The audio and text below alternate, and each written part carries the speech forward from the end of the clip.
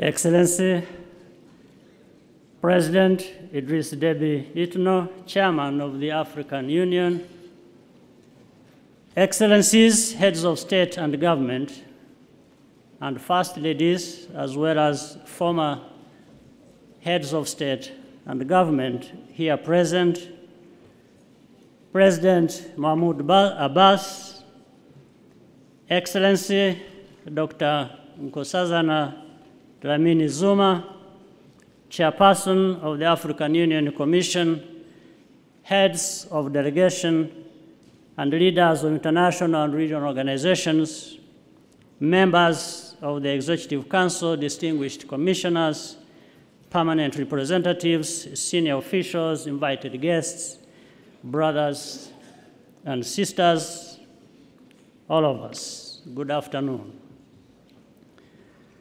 My pleasant and main duty today is to warmly welcome you to Kigali for the 27th Summit of the African Union, which we are honored to host.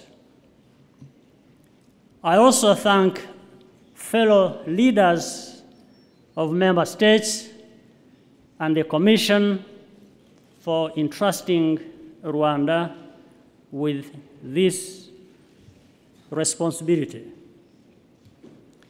As we begin our deliberations, let us take a moment to reflect together on the meaning and the purpose of unity, which is the first principle of our organization.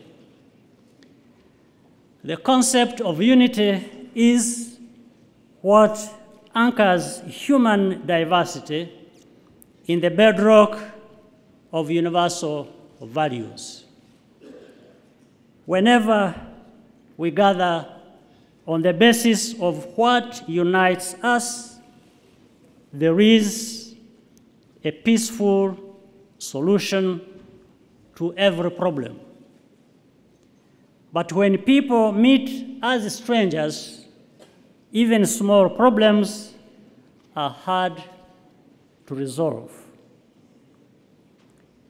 Belief in the healing power of unity is the defining virtue of African political culture.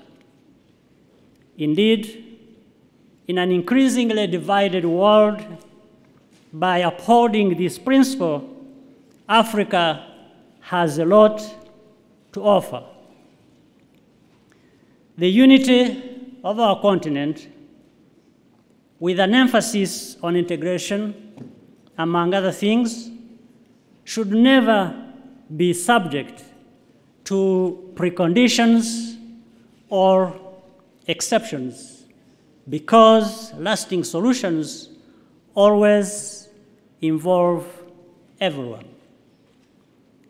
22 years ago, this country was nearly erased, a history that will forever serve as a testament to the consequences of divisionism.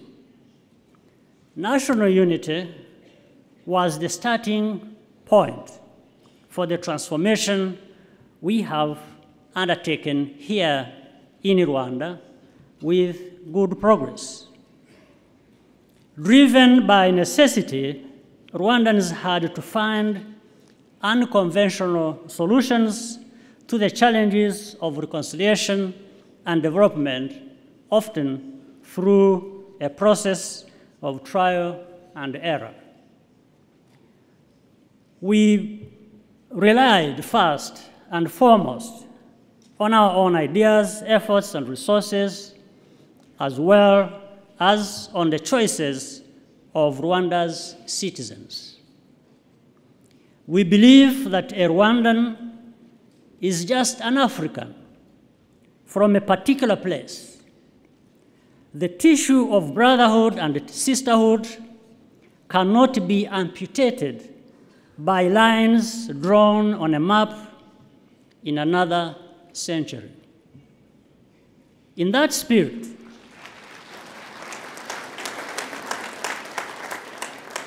In that spirit, we meet here as the African Union to discuss serious business, beginning with a focus on the rights of Africa's women.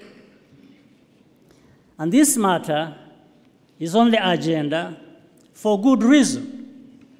If men and women do not stand in solidarity, then we are going to come up short across the board.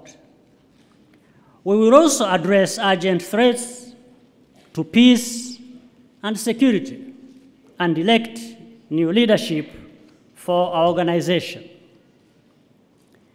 Good ideas were discussed in yesterday's retreat on financing the African Union.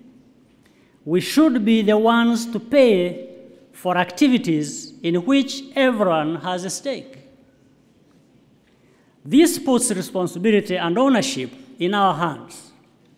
We are capable of it, and we were shown how to do so, and I urge us to move forward with the required political will without delay.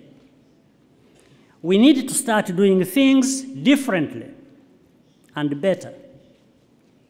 If Africa's challenges are treated as routine, it means we have accepted to be held back by them forever.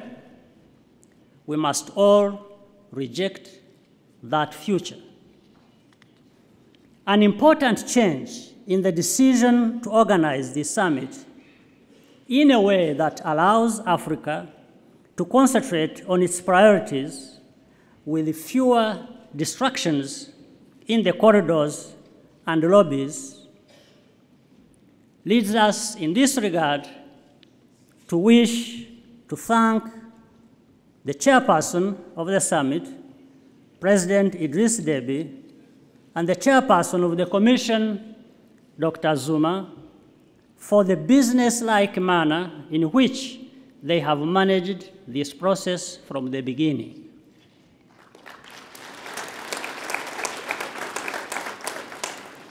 There is no doubt that strength comes from relationships with other regions of the world.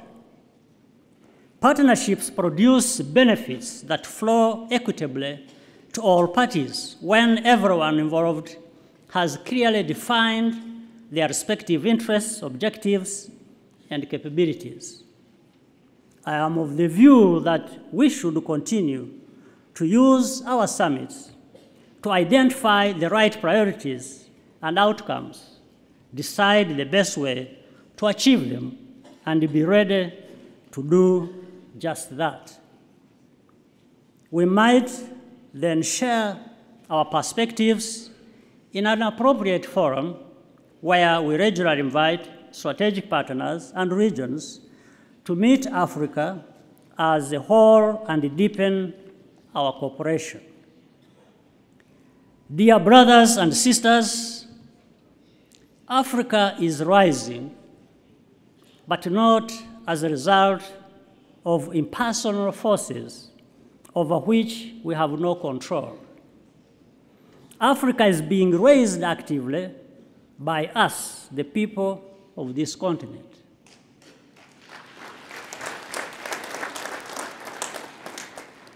Our job is simply to raise Africa even higher. Unity is not a feel-good slogan. It is a tool for delivering real results in the lives of Africans. Every item on our agenda comes back to them. I wish to welcome you once again to Rwanda and wish all of us productive discussions. Thank you very much.